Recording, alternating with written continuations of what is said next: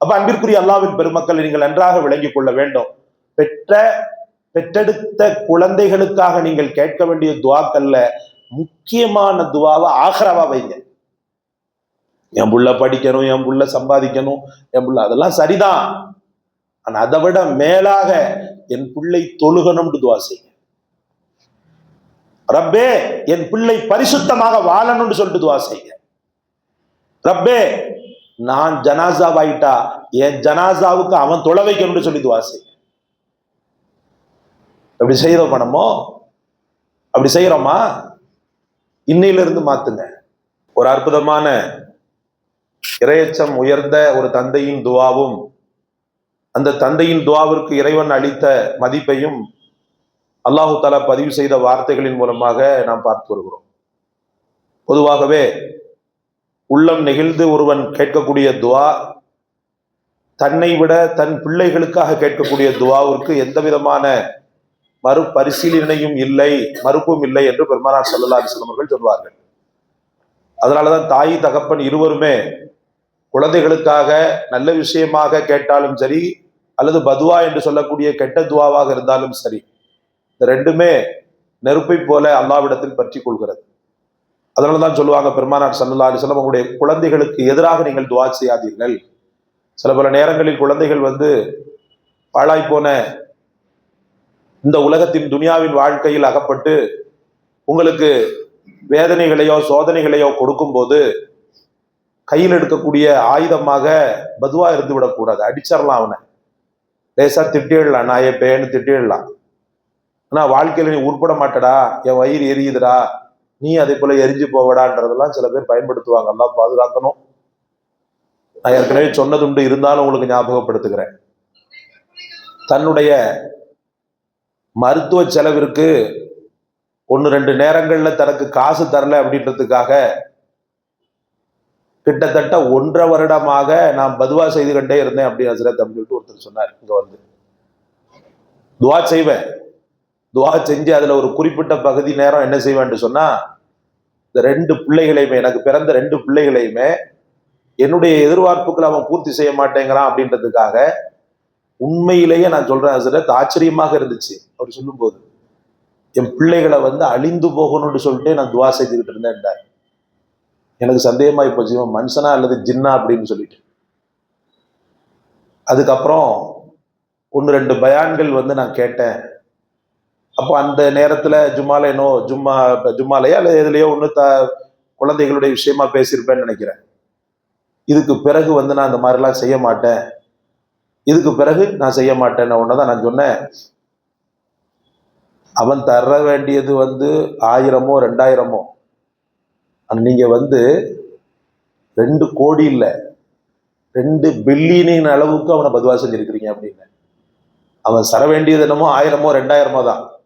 நீ பதில் என்ன கொடுத்துருக்கிறன்னா 2 மில்லியன் 2 பில்லியன் அளவுக்கு அவன் வாழ்க்கையினுடைய அந்த பயங்கரமான ஒரு எதிர்வினையை நீங்க கொடுத்துருக்கிறீங்க அப்படின்னு. அது தவறல்ல வாத்தா, கஷ்டப்பட்டு நீங்க பெத்து வளர்த்து ஆளாக்கி எவ்வளவு செல்லமா வளர்த்துருப்ப. அப்படி வளர்த்துட்டு ஏதோ 1-2 நேரம் நம்மளுக்கு சரியா கவனிக்கல, பொண்டாட்டி பேச கேட்கறான் அப்படின்றதுக்காக உடனே எடுக்கிறதா கையில, உன்னை அடிச்சானா அல்லது உன்னை பிடிச்சானா, இன்ன வரைக்கும் அங்க தானே சாப்பிட்டுட்டு இருக்கிற. எதிர்பார்ப்புகளை சில பல நேரங்கள்ல பூர்த்தி செய்யலன்றதுக்காக அந்த பிள்ளைய தீய வச்சு பொசுக்கிற மாதிரி, உயிரோட ஒருத்தன் கொல்லிய வச்சா எப்படி இருக்கும்? இறந்து போனவனுக்கு கொல்லி வைக்கிறது இல்லை, உயிரோட ஒருத்தன் இருந்து தந்தையே என்ன செய்யறான், அந்த பிள்ளைய எண்ணெயை ஊத்தி இப்படி எரிக்கிறான், துடிக்க பாக்குறான், எப்படி இருக்கும்? அந்த மாதிரிதான் பதுவா அப்படின்னு சொல்லி சொன்னேன். இருக்கிற அந்த கொஞ்ச நெஞ்ச அந்த பகை, அந்த விரோதத்தையும் அந்த ஆளுடைய உள்ளத்துல இருந்து எடுக்கணுன்றதுக்காக ஒரு 10 நிமிஷம் அந்த ஆளுக்காக பேசுனேன்னு வச்சுக்கிறேன். அப்ப இந்த இடத்துல பாத்தீங்கன்னா ஒரு அற்புதமான ஒரு தந்தையின் துவா, பாசிட்டிவான ஒரு தந்தையின் துவா. ரப்பி ஹப்லி மின் லதுன்க துர்ரியத்தன் தய்யிபா இன்னக ஸமீஉத் துஆ. எனக்கு தையிபாவான குழந்தையை கொடுன்னு கேட்கிறாரு. எனக்கு அற்புதமான நல்ல குணமுள்ள குழந்தை எனக்கு நீ தாண்டு ஒரு தந்தை, அதுவும் நடுங்கக்கூடிய ஒரு வயதுல, வயோதிக காலகட்டத்துல. நல்லா புரிஞ்சுக்கிறணும், இந்த வரக்கூடிய தலைமுறை தான் நீங்க எல்லாம். வயோதிக காலகட்டத்துல உன் தந்தை எதை கேட்டாலும் அல்லாஹ் தருவான்றதுக்கு ஹசரத் ஜக்கரியா ஒரு பெரிய உதாரண புருஷன். வயோதிக காலகட்டத்துல இவங்க தந்தையெல்லாம் பத்தி சொல்லுவாங்க, ஹாஜி என் தந்தை சிலத்துல அழுவும் செய்வாங்க. எதனால? தந்தை நல்லதை செய்துட்டு நல்லதை நினைத்துட்டு பிள்ளைகள் நன்றாக வாழணுன்ற அந்த துவாவோட தலப்பாவோட தான் இருப்பாங்க அவங்க தந்தையார். பார்க்கவே சீனத்தா இருக்கும், நூறானியத்தா இருப்பாங்க. அப்போ ஒரு தந்தை விட்டு, அது வயோதிக காலகட்டத்தில் தனக்கு துவா செய்த நிலையில் ஒரு தந்தை நீங்க விட்டுட்டு போறீங்கடா, ஒரு தந்தை உங்களை விட்டு போறாருன்னு சொன்னா நான் சொல்லுவேன் உலகத்தின் பாக்கியத்திலேயே பெரிய பாக்கியம், வேற எந்த பாக்கியம் தேவையில்லை. அதனாலதான் சொல்லுவோம், உன்னுடைய உணர்ச்சிக்கு நீ மதிப்பு கொடுக்காத. உன்னுடைய உணர்ச்சியை விட பெற்றவர்களுடைய உணர்ச்சிக்கு மதிப்பு நீ எப்போ கொடுக்குறியோ அப்போ நீ புரிஞ்சுக்கோ, உன் வாழ்க்கையில எல்லா கட்டமும் வெற்றி தான். சின்ன சின்ன ஆசைகளை நிவர்த்தி பண்ணணும். வயோதிக காலகட்டத்துல தாய்க்கும் தகப்பனுக்கும் சின்ன சின்ன ஆசை இருக்கு. ஊருக்கு போகணும்னு ஆசையா இருக்குதுப்பான்னு சொல்லுவாங்க. எங்கேயாவது சுத்தி பார்க்க போகணுமான்னு சொல்லிட்டு சின்ன பிள்ளை மாதிரி கேட்பாங்க, நிவர்த்தி பண்ணிடணும். இந்த ஒரு தந்தையினுடைய துவாவாக அல்லாஹ் எவ்வளவு பெரிய மதிப்பு கொடுத்தா. ஒரு வயதான தந்தையினுடைய துவாவிற்கு ஆண்டவன் கொடுத்த மதிப்பினுடைய பட்டியலை உங்களுக்கு நான் சொல்றேன். ஆண் குழந்தையா கொடுத்தான். அந்த ஆண் குழந்தைக்கு யஹ்யா, நன்றாக வாழ்பவர் என்ற அந்த பெயரோட அல்லாஹு தஆலா கொடுத்தான். யஹ்யானா என்ன அர்த்தம்? நல்லபடியாக வாழ்பவர் அப்படின்ற அந்த பெயரோட அல்லாஹு தஆலா ரப்புல் ஆலமீன் கொடுத்தான். மூன்றாவதாக அவரை அழகராக கொடுத்தான். ஒரு தந்தையினுடைய துவாவின் வீரியத்தை நான் சொல்றேன். அழகராக கொடுத்தான். ஹசூரவ் வ நபிய்யம் மினஸ் சாலிஹீன், அழகான குழந்தையாக கொடுத்தான். செய்யிதான்ற ரொம்ப அழகான குழந்தை. ஹசூரா, பெண்களை பற்றி உள்ள தவறான எண்ணம் இல்லாத ஒரு அற்புதமான பிள்ளையாக கொடுத்தான். நபியாக கொடுத்தான். அப்புறம் பாத்தீங்கன்னா நல்லவராகவும் கொடுத்தான். வெறும் நபி பட்டத்தை மட்டும் வாங்கிக்கிட்டு அப்படின்றது அல்ல, சாலிஹீன், அவரை நல்லவராகவும் கொடுத்தான். அப்போ ஒரு தந்தையினுடைய துவாவை பெறறதுக்கு, அந்த தந்தையினுடைய துவா எவ்வளவு வல்லமை பெற்றது அப்படின்றதுக்கு இந்த அவங்களுடைய வரலாறுகள் எல்லாம் ஒரு பெரிய சான்று சகோதரர்களே. அப்துல்லா இப்னு மசூத் ரலியல்லாஹு அவங்களுடைய தாய் தகப்பன் கேட்ட துவா, அவங்க எல்லாம் முஷ்ரிக்காத் தான் இருந்தாங்க பிள்ளையினுடைய விஷயத்துல. ஏன்னா அவங்க அந்த நேரத்துல அல்லாவையும் தொழுவாங்க, சிலைகளையும் தொழுவாங்க. அவங்க பிள்ளையுடைய விஷயத்துல கேட்ட துவா பாருங்க, ரொம்ப வறுமையினால தன் பிள்ளைய ஆடு மாடு மேய்க்கிறதுக்காக ஒரு தட்டை விட்டு வச்சிருந்தாங்க. ஆடு மாடு மேய்க்கிறதுக்காக ஒரு தட்டை விட்டு வச்சிருந்தாங்க. அப்துல்லா இப்னு மசூத ஆடுகளை மேய்த்து கொண்டிருப்பார்.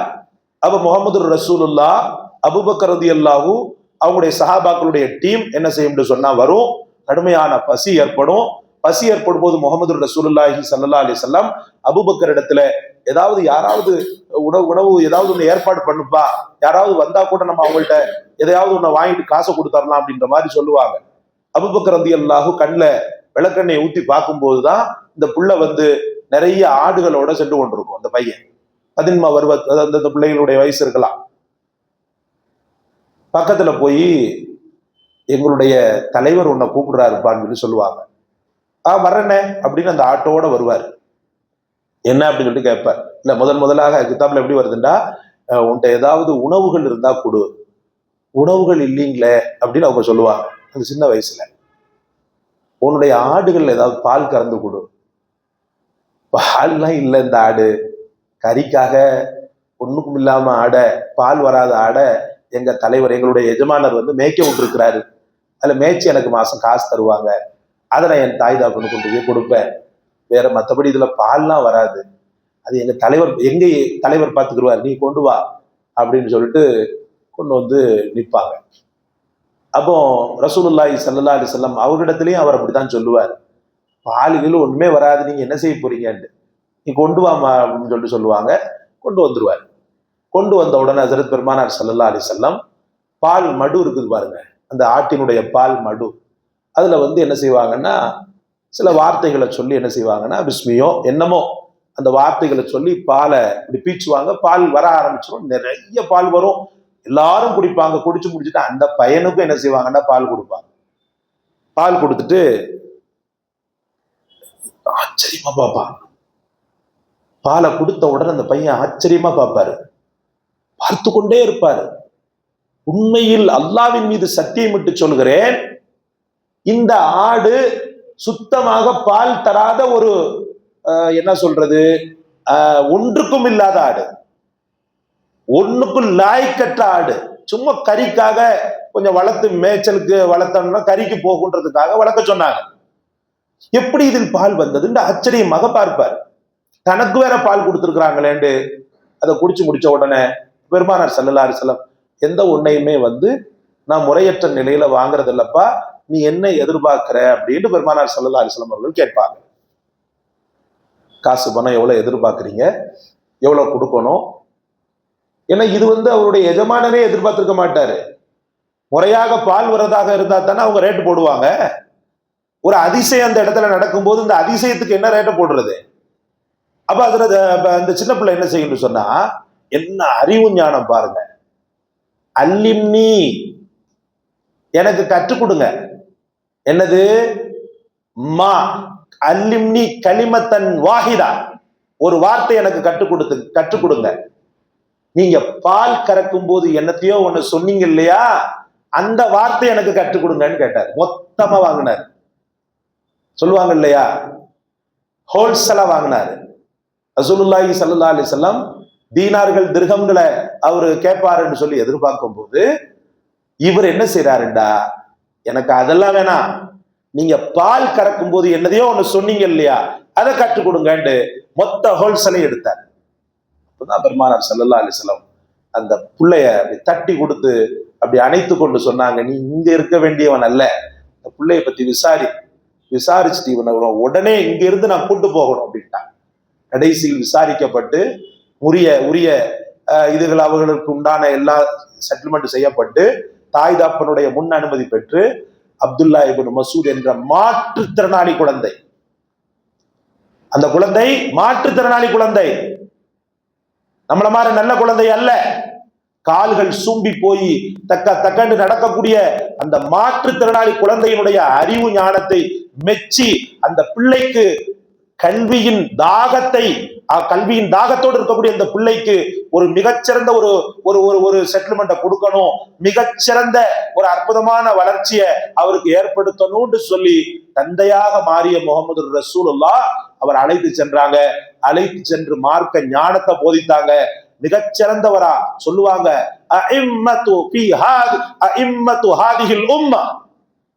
இவர் யார் தெரியுமா? என் சமூகத்தினுடைய பெரிய இமாம் இவரு. யாரு சொன்னாங்க? அந்த ஆட்டு மேய்க்கக்கூடிய அந்த இடை சிறுவன் இருக்கிறான் பாருங்க, அந்த ஆடு மேய்த்த சிறைவர், அந்த சிறுவனை பார்த்து சொன்னாங்க, இந்த உம்மத்தின் மிகச்சிறந்த இமாம் அப்படின்னாங்க. அவங்கதான் அப்துல்லா இப்னு மசூத் ரலியல்லாஹு அன்ஹு. அவங்கள தவிர்த்துட்டு நீங்க ஃபிக்ஹ் பார்க்க முடியாது, அவங்கள தவிர்த்துட்டு ஹதீஸ் உலகத்துல எதையுமே நீங்க பார்க்க முடியாது. அந்த அளவுக்கு ஒரு தந்தைய ஒரு குழந்தைய உயர்த்தினாங்கன்னு சொன்னா வெறும்ன பெருமானார் ஸல்லல்லாஹு அலைஹி வஸல்லம் அந்த பார்வை மட்டும் அவர் மேல விழல, அவருடைய தாய் தாப்பனுடைய துஆவும் இருந்தது. ஏழ்மையான நிலையில் இருந்த உடைய தாய் தாப்பனுடைய துஆ இருந்தது.